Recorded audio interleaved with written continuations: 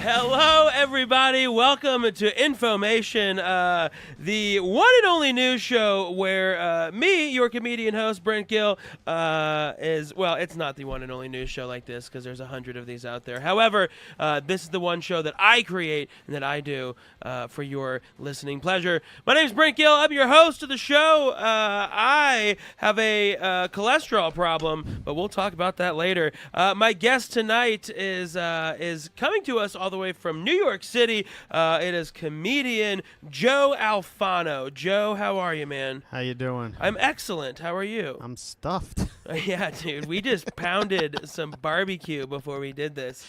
I hit him up, and he's like, hey, let's go eat first. I'm like, or we could eat after. He's like, let's eat first. And I was like, okay. And then we are both just like, hey, you want to just, like, we could just go, like, take our own respective naps and then come back to this later. Nap and do a podcast? Here, let's get really, really full and then go to something where we have to think and be somewhat energetic for. So good. Well, welcome to the show. Joe is visiting Colorado from New York, and that's where you live. That's where you start. You started in New York, correct? Correct. And man, how in the back of a bar? I was gonna say most of us like started in the back of a else. bar. Yeah. How was that starting in New York? Is it brutal to start in New York? I don't know any difference. That's true. But yeah, it's brutal. Like from what you've heard from other people. Yeah, it's crowded, and there's a lot more competition than probably any other city. Yeah. I guess comedy wise. But yeah, I started in the O'Hanlon's on East 14th Street, the back of a bar. I went to like 2 or 3 open mics before I even went on. Yeah. I just like everybody else. You watch like a couple of open mics and then you think to yourself, just like everybody else did, you're like, I'm not as bad as these people. So I mean, that was it. And then you just do it. Like if these guys can do this, then fuck that. Yeah, I'm on board. Exactly. I can't be this horrible. So. And how long you been doing comedy thus far? Is finishing 6 years and starting in that 7. Late August. Yeah. Wow. Nice. Yeah. And so how old are you now? Oh, 40. Okay. So you started. So how was it then? What was it that made you think I want to do comedy that late in the game? Well, I always wanted to do it, but I just kept finding reasons to not do it. Gotcha. And then finally, once I moved to Astoria, that was it. I was just like, there's a lot of comics live in Astoria. Ton. Yeah. Ton. So that was it, and I just tried it, and then like everybody else, just haven't stopped since. So. Yeah. Well, you're very funny. You've been doing a fantastic job here in Denver. Yeah, thank you. You came up and did my show in Boulder, which was excellent. You did the set at the Comedy Works on that Tuesday night, which I heard you absolutely smashed. Yeah, it was good. Is it? Yeah, I think it's a fun club, isn't it? I've never really been in front of crowds like this before. I think everybody is high as shit. Like I don't know. If it's me, I'm like, is it me? They high, but no, it was. You guys are spoiled. It's the scene is amazing. It is. Denver is great. Now, some people have brought up a concern about the weed here, and I'm curious to hear what you think about it. Some comics have said that we have lost the that powerful energy that we used to have because we're all just high and kind of sedated. How do you feel about that? Everybody's different. I don't really, I'm not a weed guy, so I don't really do it. But I don't know. I haven't, it doesn't seem any different than any other place as far as the people are concerned. Yeah. I mean, I just thought it would be a lot more like hippy dippy and it's not. Definitely not. No, it's just like a lot of the people, like a lot of broy dudes that are in shape, and that's it. It's just like, bro, look at my sick tank top, bro. There's a lot of tank tops here. Yeah. Holy shit. Yeah. More than I would have. Like I would have expected more in like L.A. than I would see than I thought there would be more dreadlocks, more white guys with dreadlocks. Sure, and most of them are in Boulder, not so much. Right, Denver. I didn't even see that many in Boulder. Yeah, Boulder was nuts too. That was a great place. It's weird up there. Yeah, a lot of attractive people. Yeah, a lot of money too. A lot of money. Tons of money. They have money, but they try to act like they don't. Act like it's they spend a lot of money to act like they don't have money. It's pretty great. Which ultimately, if they keep doing that, they won't have money. So it kind of makes sense. Now, you what do you do? So in New York, you run a show on McDougal Street. I have a weekly show at the Grizzly Pear. And then there's a monthly out of that called Thunderbird, which has been running for it's going to be 6 years in October. Dope. And now that's the place that I saw on Crashing, correct? Yeah, that's the place. Wow. So they tried to, the idea of it is make it look shitty when they really didn't have to go through that much effort to do that. It just kind of happened pretty naturally. When the show that I run is the room is set up differently, and it's made to, I do everything I possibly can to so that the comics can have a good show. And it's run tight because there's a show after me, so mine's from 8 to 9:30, and it's really good. I mean, nice. You see, actually, there's I have grizzlypearcomedyclub.com, and you can see pictures of the room, how it actually looks. Oh, really? I'm going to have to check that out. With real people in it. Because I've done that room for sure, and I have only seen it when they're kind of scattered about the room. Yeah, and then a lot of people say, "Oh, I've done mics here before," and then that's a bad sign too, because they come in. But some, a lot of the bigger names that we have walk in and you see the eyes widen, oh, there's candles on the table. What are you doing? Now, I can't stress enough, running a show myself, how important it is to transform a bar into a comedy club. Right. That just sets up the audience, I think, so much better. How do you change the seats in that room? Well, I've done so many awful shows and done so many shitty things that I'm how do I make it not like this? You know what I mean? How do I make it unshitty? And the room is I don't know how it's set up, but the show is limited to an hour and a half. Yeah. Because it shouldn't be. I don't think it should be any longer. Either, yeah. It just basically start on time. Lower the lights. It's not fucking hard. Turn off the TVs. Turn off the TV. That's the my music. favorite one is when they don't turn off the TVs. Yeah. Especially if they turn off the ones on stage, but they leave the ones at the bar on there. Yeah. So then I get distracted watching highlights doing a show. Oh, yes. That's my favorite. SportsCenter's on. That's Forget my it. fucking. Oh God. Yeah. I've done plenty of shows in fucking Gillette, Wyoming. Yeah. Where they just keep the TVs on in the bar. And they know, the people that are coming know it's a show. It's not an ambush. Yeah. I mean, listen, if you're doing an ambush show at this point, just stop. There's enough shows elsewhere. And there's enough venues, too. Yeah. That's what's kind of cool about Colorado. There's so many breweries now that have these giant spaces because they have to have large rooms for their tanks. And then they just have this open area that's, big enough. And people just seem to be showing up here. The crowd has been great. But the ambush thing is funny because, they start the show, whatever, and you got to be quiet. And it's no, you're ruining their time. Don't get. That's how I feel. The comics get mad. It's no, they came in, they were hanging out with their friends and having a beer. You ruined their fucking night. Don't have shows like this. Just stop. It's awful.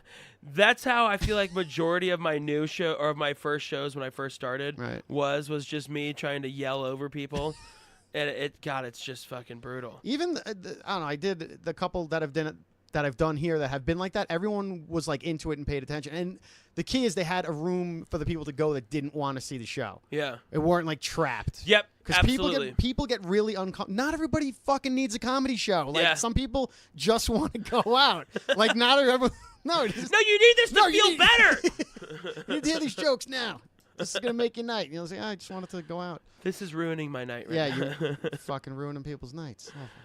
Well, we're glad you're here. We're glad you're doing well here in Denver. I know we're definitely happy to have you here. I've got some great stories for you. And a few of which you preferred, which I love. A few of these. We're gonna start off over in the Northeast, which is where you're from in Maine. So we're gonna start off with that story. I am not from Maine, but you're from the Northeast. Oh yeah. That's just what I meant. Not from Maine, but you're whoa, fuck you. Maine. From Long Island. I don't know. You are from Long Island, correct? Then, correct? Correct. Okay. How long did you live in Long Island before you moved? Up until I think I was moved when I was 30 or 30. I think 33. Okay. And then that was it. Moved out. And you like it in Astoria? Are you still in Astoria? Yeah. Oh, I'm not going anywhere. Yeah. I'm not. I bought a place. I'm good. You bought a place? Yeah. That's great. That's right. We don't want to say too much for tax purposes. I want to own property. Moving along to the story. All right, so in Hope, Maine, we're going to dive right into this. In Hope, Maine, a Mainer attacked, is that how you say it? Yeah, a Mainer? Mainer. A Mainer Mainer. attacked by a rabid raccoon, drowns it in a puddle. That is so gangster. I don't even, Yeah. I can't, Maine ain't nothing to, it's like the Wu-Tang Clan. It ain't Yeah, nothing to fuck that's with. insane. So in Hope, Maine, a lady who was jogging, her name is Rachel Borch, was jogging in the woods and came across a rabid raccoon. The raccoon was acting all rabbity and bounded at her, and it started attacking her, and she got to the point where she didn't know what to do. She compared it to a Tasmanian devil. Right. Right? Which would be quite frightening, because I think raccoons are fucking gross, garbage animals. Right. At least my whole experience with them has always been in garbage. They go in garbages. I actually I was attacked, and this is a true story. Really? I was attacked by a rabid cat. No shit. Cats! Cats! We'll talk about the cat story in a minute later. But no, it was 6th grade. I got in a fight on the bus, and I was on the couch, and I had an ice pack on my eye, and my cat Bubba at the time was on my chest, purring and kneading, as cats do. And I remember I went to switch hands with the ice pack from my right hand to my left hand because my hand was getting cold, and the cat went berserk. Bubba did. Bubba went berserk, started hissing and scratching my face and just going crazy. And then I got up and threw the cat off my leg, threw it off my chest. It jumped and stuck to my leg. Holy and shit. my sister heard the commotion from down the hall and came out. And once she opened, she was like, "Joey," that's how we talk. She goes, "Joey, you okay?" So the second she said my name, it was like a movie. Like the cat stopped, turned its head, and looked at my sister, and then gunned down the hallway. It jumped. It did like a 360 over the kitchen table, and she ran straight into my room, closed the door, and the thing bounced. It pounced Holy off the door. shit. And then, long story short, there was we called in animal people or whatever, and then that was it. But yeah, so Wait, so this was your house cat, yeah, and it I assume it was like an outdoor indoor cat? I think it was an indoor cat. How the fuck did it get rabies? I don't know if it went out. It didn't get rabies. It snapped. Oh, it just lost its mind. Yeah. Oh. I don't think it was rabies. It was just Whoa. because rabies would have been Because rabies, they would have been foaming at the mouth. Right. I think. I don't know. That's what the It was movie a said. long time. That definitely happened. I don't remember as far as the indoor-outdoor part. I believe it was an indoor cat. But That's yeah. just proof that cats are just dicks. Yeah, They're the worst yeah, animals. they suck. I mean, again, I own a cat, but I think see 90% it's at of my cats. feet right now. He's good. But that's the thing. You pet them, and then they go on they roll on their back, and you pet their stomach, and then they grab you with their claws and bite your hand when Yeah. they're done. Like, all right, you pet me, now get the fuck out of here. I've given you what you want. Yeah, them and possums just pissed. Possums are worse than raccoons, I think. We had one in my backyard. I remember. I've never dealt with possums. No, I had one experience, and I went into my backyard. I remember I was going to get my wiffle ball bat. This is back when, because we actually went outside to play when we were kids. Yeah. So I had a wiffle ball bat. I remember going into the backyard by the shed, and I bent down to grab the bat, and when I stood up, this thing swung down by its tail and was just like, "Ah," and I flipped. I fucking ran, and then my mom calls the cops. She's like, "Oh my God, she didn't know what the fuck. There's a vampire in the yard." It was nuts. But possums are always pissed. Like, you've never seen a happy possum, right? Why are they born? No. I don't get it. Like Most possums I've seen are dead on the street because they Right. freak out. Yeah, they're just mean. They're so fucking mean.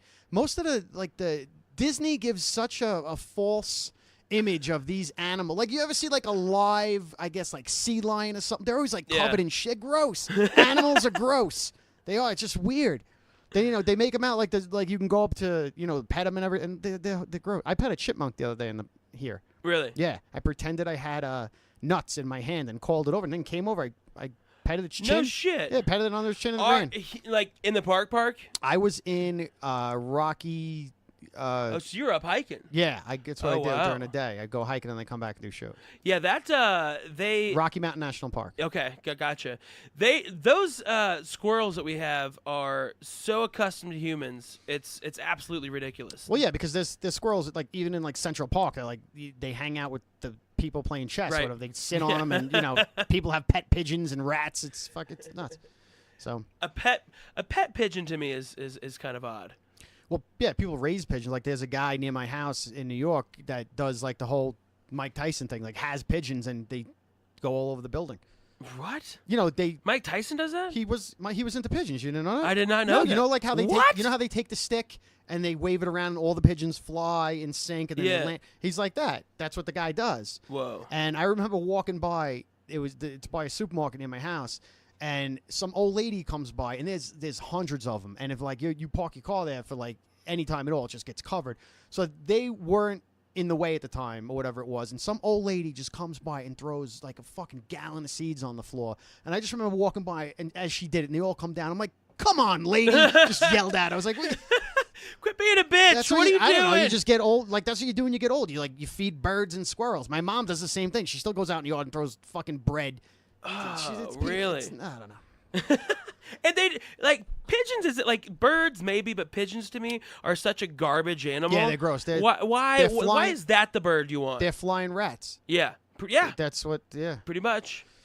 I'm gonna get a lot of flack from the animal people on this one. I didn't say do anything bad to them. I just said they're gross. That's it. Oh yeah, over here. All right, this lady in Maine. So she got to the point where she knew that she wasn't going to get out of it with this raccoon, right? So she decided that she had to do something to it, and she felt like she could have the best ability to defend herself by using her hands and try and. Yeah, and she did. She did. I saw the video. She's like a cute, unassuming. Like she looks, Yeah. And she's a vegetarian. Is she really? She was like a vegetarian or something like that. You could tell she like felt bad about it, but she choked this fucking thing out. Right? Dude, she fucking so she went down to choke it. It latched onto her hand. Her thumb. It had her thumb. And she then realized that there was a like puddle of water in the trail that she was hiking. Yeah. So she fucking smashed that fucking raccoon's face in the water and drowned the Yeah, motherfucker. she drowned that thing like it owed her money. Like she was just like, "Look, today, I want the money Today, dude, Oh, that is so badass. Oh yeah. I don't think anyone in Colorado could ever do that. I don't know. Maybe if they were from Colorado, none of these hipster transplants That moved could do it. here Yeah, from no way. California? But somebody's from Colorado. Grew up in the mountains Yeah, of but- like Eagle, Colorado. Yeah. My friend Brett Hiker could definitely drown a raccoon. She's a Mainer through and through. That's what they do. That is ballin'. Yeah.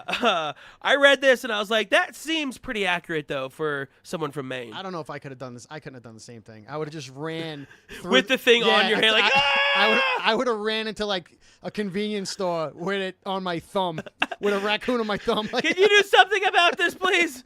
Do you have any antibacterials? get to a ranger's office. But raccoons, my friend who's coming home one night, and he was like a nocturnal dude. Anyway, how do I say this? Like he fell asleep one time at a Pantera concert. Oh, shit. Like on a speaker. So Not nocturnal. Narcoleptic. narcoleptic. Yep. What an idiot I am. Oh my god, what an idiot.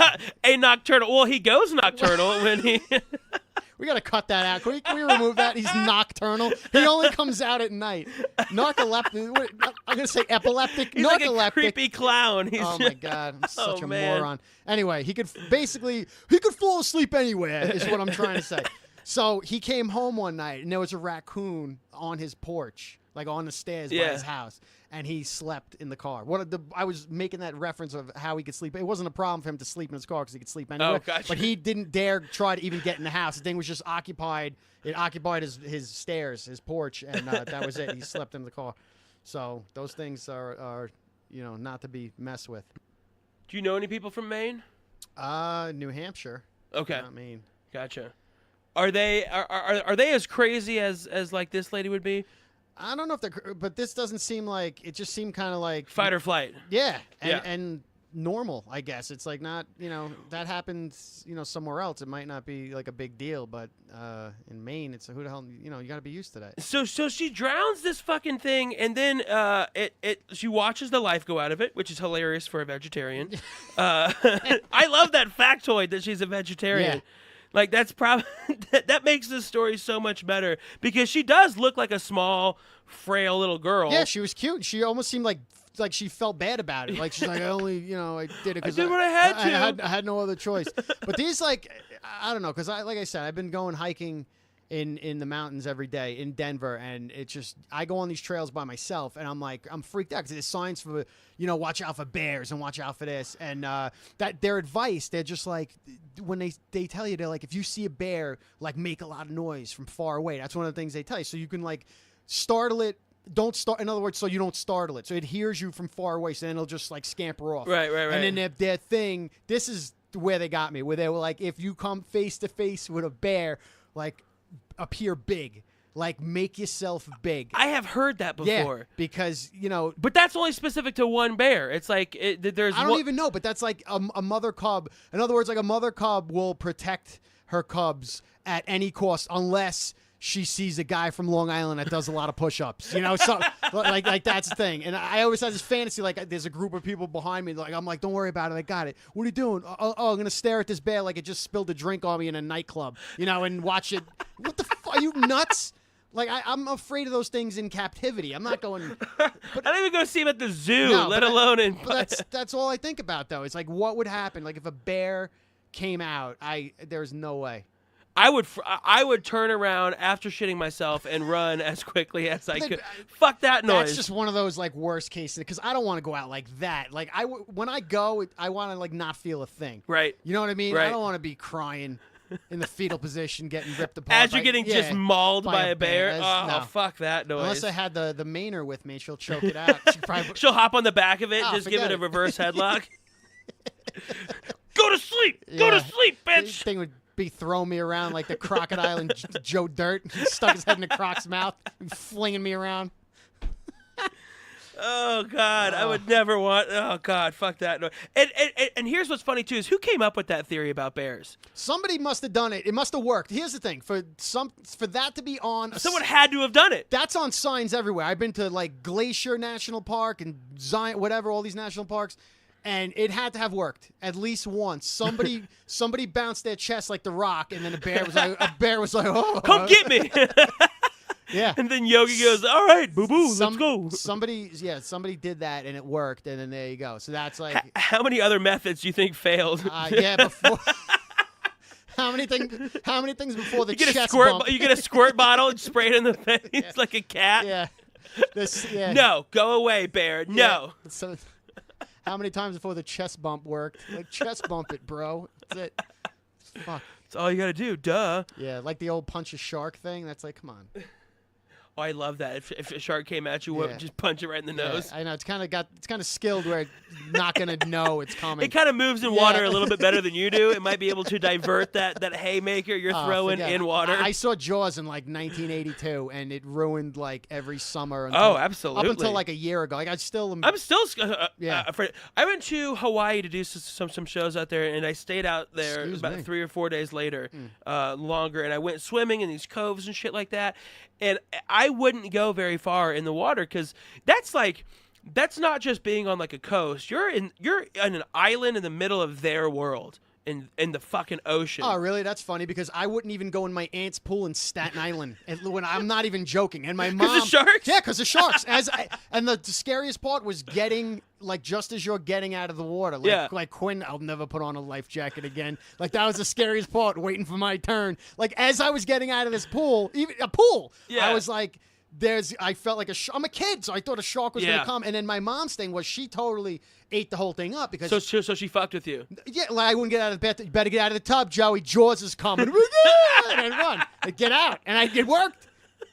I used to take like 4-minute baths. I was like, I'm out of here. Yeah, everything. You better get out of there. Jaws is going to come through. And I honestly thought Jaws would come through the drain. So...